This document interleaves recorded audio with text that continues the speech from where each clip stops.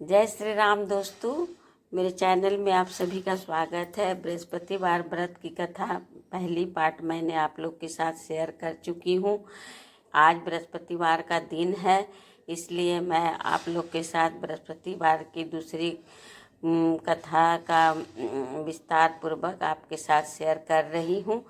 जो कि मेरे चैनल में आप अगर नए हैं तो मेरे चैनल को सब्सक्राइब कीजिए, लाइक कीजिए, ज़्यादा से ज़्यादा लोग के साथ शेयर कीजिए और देखिए। जय श्री राम। चलिए मैं आप लोग के साथ बृहस्पतिवार की व्रत कथा विस्तार पूर्वक दूसरी पार्ट की कथा को विस्तार पूर्वक आपके साथ शेयर कर रही हूँ। और जय बृहस्पति देव की जय। मंत्री उस लड़की के घर गया और राजा का आदेश ब्राह्मण को सुनाया। कुछ ही दिन बाद ब्राह्मण की कन्या का विवाह राजकुमार के साथ संपन्न हो गया। कन्या के घर से जाते ही उस ब्राह्मण देवता के घर में पहले की भांति गरीबी का निवास हो गया। अब भोजन के लिए भी अन्न बड़ी मुश्किल से मिलता था। एक दिन दुखी होकर ब्राह्मण अपनी पुत्री से मिलने गया। बेटी ने पिता की दुखी अवस्था को देखा और अपनी माँ का समाचार पूछा। ब्राह्मण ने सभी हाल कहा। कन्या ने बहुत सा धन देकर अपने पिता को विदा कर दिया। इस तरह ब्राह्मण का कुछ समय सुखपूर्वक व्यतीत हुआ, लेकिन कुछ दिन बाद फिर वही हाल हो गया। ब्राह्मण फिर अपनी कन्या के यहाँ गया और सभी हाल कहा तो पुत्री बोली, हे पिताजी, आप माता जी को यहाँ लिवा लाओ, मैं उन्हें वह विधि बता दूंगी जिससे गरीबी दूर हो जाए। ब्राह्मण देवता अपनी स्त्री को साथ लेकर अपनी पुत्री के पास राजमहल पहुँचे तो पुत्री अपनी माँ को समझाने लगी, हे माँ, तुम्हें प्रातः उठकर प्रथम स्नान आदि करके विष्णु भगवान का पूजन करो तो सब दरिद्रता दूर हो जाएगी। परंतु उसकी माँ ने उसकी एक बात नहीं मानी। वह प्रातः उठकर अपनी पुत्री का बचा जूठन खा लेती थी। एक दिन उसकी पुत्री को बहुत गुस्सा आया। उसने एक रात एक कटोरी में सारा सामान निकाल दिया और अपनी माँ को उसमें बंद कर दिया। प्रातः उसमें से उसे निकाला तथा स्नान आदि करके पूजा पाठ करवाया तो उसकी माँ की बुद्धि ठीक हो गई। इसके बाद वह नियम से पूजा पाठ करती और प्रत्येक बृहस्पतिवार को व्रत रखने लगी। इस व्रत के प्रभाव से उसकी माँ भी बहुत धनवान हो गई और बृहस्पति देव के प्रभाव से स्वर्ग को गई। वह ब्राह्मण भी सुखपूर्वक इस लोक का सुख भोगकर स्वर्ग को प्राप्त हुआ। इस तरह कहानी कहकर साधु देवता वहां से लोप हो गए। धीरे धीरे समय व्यतीत होने पर फिर बृहस्पतिवार का दिन आया। राजा जंगल से लकड़ी काटकर किसी शहर में बेचने गया। उसे उस दिन और दिनों से अधिक धन मिला। राजा ने चना गुड़ आदि लाकर बृहस्पतिवार का व्रत किया। उस दिन से उसके सभी क्लेश दूर हुए। परंतु जब अगला गुरुवार का दिन आया तो वह बृहस्पतिवार का व्रत करना भूल गया। इस कारण बृहस्पति भगवान नाराज हो गया। उस दिन उस नगर के राजा ने विशाल यज्ञ का आयोजन किया तथा अपने समस्त राज्य में घोषणा करवा दी कि कोई भी मनुष्य अपने घर में भोजन न बनाए तथा आग भी न जलाए। समस्त लोग मेरे यहाँ भोजन करने आवे। इस आज्ञा को जो न मानेगा उसको फांसी की सजा दी जाएगी। राजा की आज्ञा अनुसार राज्य के सभी वासी राजा के भोज में सम्मिलित हुए, लेकिन लकड़हारा कुछ देर से पहुंचा, इसलिए राजा उसको अपने साथ महल में ले गया। जब राजा लकड़हारे को भोजन करा रहे थे तो रानी की दृष्टि उस खूंटी पर पड़ी जिस पर उसका हार लटका हुआ था। उसे हार खूंटी पर लटका दिखाई नहीं दिया। रानी को निश्चय हो गया कि मेरा हार उस लकड़हारे ने चुरा लिया है। उसी समय सैनिक बुलवाकर उसको जेल में डलवा दिया। जब लकड़हारा जेल खाने में गया तो बहुत दुखी होकर विचार करने लगा कि न जाने कौन सा पूर्व जन्म के कर्म से मुझे यह दुख प्राप्त हुआ है, और उसी साधु को याद करने लगा जो जंगल में मिला था। तत्काल बृहस्पति देव साधु के रूप में प्रकट हो गए और उसकी दशा को देखकर कहने लगे, अरे मूर्ख, तूने बृहस्पति देवता की कथा नहीं सुनी कि इसी कारण तुझे दुख प्राप्त हुआ। अब चिंता मत कर, बृहस्पतिवार के दिन जेलखाने के दरवाजे पे 4 पैसे पड़े मिलेंगे, उनसे तू बृहस्पति देव की पूजा करना तो तेरे सभी कष्ट दूर हो जाएंगे। अगले बृहस्पतिवार उसे जेल के द्वार पर 4 पैसे मिले। राजा ने पूजा का सामान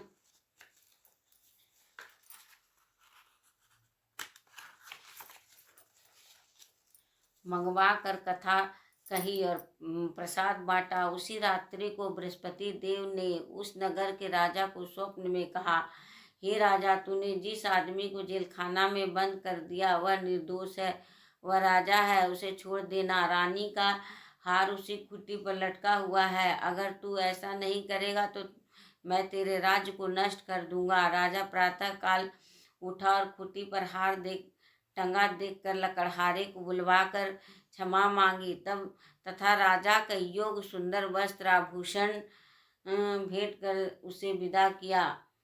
गुरुदेव की आज्ञा अनुसार राजा अपने नगर को चल दिया। राजा जब नगर के निकट पहुंचा तो उसे बड़ा ही आश्चर्य हुआ।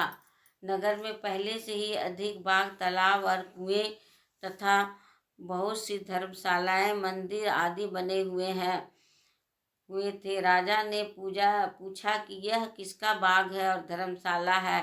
तब नगर के सब लोग कहने लगे कि यह सब रानी और दासी द्वारा बनवाया गया है। राजा को आश्चर्य हुआ और गुस्सा भी आया। जब रानी ने खबर सुनी कि राजा आ रहे हैं तो उसने अपनी दासी से कहा, हे दासी, देख, राजा हमको कितनी बुरी हालत में छोड़ गए थे, वह हमारी ऐसी हालत देखकर लौट न जाए, इसलिए तू दरवाजा पर खड़ी हो जा। रानी की आज्ञा अनुसार दासी दरवाजे पर खड़ी हो गई।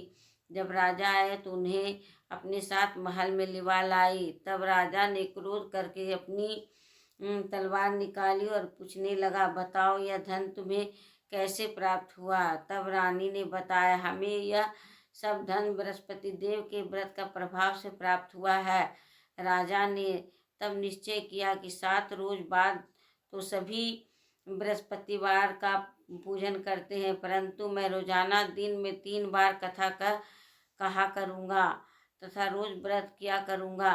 अब हर समय राजा के दुपट्टे में चने की दाल बंधी रहती तथा दिन में 3 बार वह कथा कहता। एक रोज राजा ने विचार किया कि चलो अपनी बहन के यहाँ हो आवे। इस तरह वह निश्चय कर राजा घोड़े पर सवार हो अपनी बहन के यहाँ चल दिया। मार्ग में उसने देखा कि कुछ आदमी एक मुर्दे को लिया जा रहे हैं। उन्हें रोक कर राजा कहने लगा, अरे भाइयों, मेरे बृहस्पतिवार की कथा सुन लो। वे बोले, लो, हमारा तो आदमी मर गया है, इसको अपनी कथा की पड़ी है। परंतु कुछ आदमी बोले, अच्छा कहो, हम तुम्हारी कथा भी सुनेंगे। राजा ने दाल निकाली और कथा कहनी शुरू कर दी। जब कथा आधी हुई तो मुर्दा हिलने लगा और जब कथा समाप्त हुई तो राम राम करते हुए वह मुर्दा खड़ा हो गया। राजा आगे बढ़ा, उसे चलते चलते शाम हो गई। आगे मार्ग में उसे एक किसान खेत में हल चलाता मिला। राजा उससे बोला, अरे भैया, तुम मेरी बृहस्पतिवार की कथा सुन लो। किसान बोला, जब तक मैं तेरी कथा सुनूंगा तब तक 4 हरैया जोत लूंगा, जा अपनी कथा किसी और को सुनाना। राजा आगे चलने लगा। राजा के हटते ही बैल पछाड़ खाकर गिर गया। तब किसान के पेट में बहुत जोर से दर्द होने लगा। उसी समय किसान की पत्नी रोटी लेकर आई। उसने जब यह देखा तो अपने पुत्र से सब हाल पूछा। बेटे ने सभी हाल बता दिया।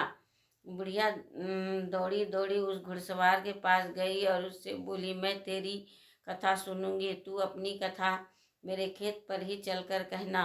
राजा ने लौटकर बुढ़िया के खेत पर जाकर कथा कही, जिसके सुनते ही बैल खड़े हो गए तथा किसान के पेट का दर्द भी बंद हो गया। राजा अपनी बहन के घर पहुंच गया। बहन ने भाई की खूब मेहमानी की। दूसरे रोज प्रातः काल राजा जागा तो वह देखने लगा कि सब लोग भोजन कर रहे हैं। राजा ने अपनी बहन से जब पूछा कि ऐसा क्यों मनुष्य है जिसने ऐसा कोई मनुष्य है जिसने भोजन नहीं किया हो, जो मेरे बृहस्पतिवार की कथा सुन ले। तो बहन ने बोली, हे भैया, यह देश ऐसा ही है। पहले यहाँ के लोग भोजन करते हैं, बाद में अन्य काम करते हैं। अगर पड़ोस में कोई हो तो देख आती हूँ। ऐसा कहकर बहन ने देखने चली, परंतु उसे कोई भी ऐसा व्यक्ति नहीं मिला जिसने भोजन न किया हो। फिर वह एक कुम्हार के घर गई जिसका लड़का बीमार था। उससे मालूम हुआ कि उसके यहाँ 3 दिन से किसी ने भोजन नहीं किया है। रानी ने अपने भाई की कथा सुनने के लिए कुम्हार से कहा। वह तैयार हो गया। राजा ने जाकर बृहस्पतिवार की कथा कही, जिसको सुनकर उसका लड़का ठीक हो गया। अब तो राजा की प्रशंसा होने लगी। एक दिन राजा ने अपनी बहन से कहा, हे बहन, मैं अपने घर जाऊंगा, तुम भी तैयार हो जाओ। राजा की बहन ने अपनी सास से अपने भाई के साथ जाने की आज्ञा मांगी। सास बोली, चली जा, परंतु अपने लड़कों को मत ले जाना, क्योंकि तेरे भाई को कोई संतान नहीं होती है। बहन ने अपने भाई से कहा, हे भैया, मैं तो चलूंगी, परंतु कोई बालक नहीं जाएगा। राजा ने कहा, जब कोई बालक नहीं चलेगा तब तुम जाकर ही क्या करोगी। दुखी मन से राजा अपने नगर को लौट आया। राजा ने अपनी रानी से कहा, हम निसंतान हैं, इसलिए कोई हमारे घर आना पसंद नहीं करता। इतना कहकर वह बिना भोजन आदि किए सैया पर लेट गया। रानी बोली, हे प्रभु, बृहस्पति देव ने हमें सब कुछ दिया है, वे हमें संतान भी अवश्य देंगे। उसी रात बृहस्पति देव ने राजा को स्वप्न में कहा, हे राजा, उठ, सभी सोच त्याग दे, तेरी रानी गर्भवती है। राजा को यह जानकर बड़ी खुशी हुई। 9वें महीने रानी के गर्भ से एक सुंदर पुत्र पैदा हुआ। जब राजा की बहन ने यह शुभ समाचार सुना तो वह बहुत खुश हुई तथा बधाई लेकर अपने भाई के यहाँ आई। तभी रानी ने कहा, घोड़ा चढ़कर नहीं आई, गधा चढ़ी आई। राजा की बहन बोली, भाई, मैं इस प्रकार न कहती तो तुम्हें औलाद कैसे मिलता। बृहस्पति देव ऐसे ही है, जिसके मन में जो मनोकामनाएं रहती है सभी को पूर्ण करते हैं। जो सद्भावना पूर्वक बृहस्पतिवार का व्रत करता है एवं कथा पढ़ता है अथवा सुनता है और दूसरों को सुनाता है, बृहस्पति देव उसकी सभी मनोकामनाएं पूर्ण करते हैं। बृहस्पति देव उनकी सदैव रक्षा करते हैं। जो संसार में सद्भावना व सच्चे हृदय से बृहस्पति देव का पूजन करते हैं, उनकी सभी मनोकामनाएं उसी प्रकार पूर्ण होती है। जैसे रानी और राजा ने बृहस्पति देव की कथा का गुणगान किया है, उनकी सभी इच्छाएं बृहस्पति देव ने पूर्ण की है। मनुष्य को हृदय से उनका मनन करते हुए जयकार करना चाहिए।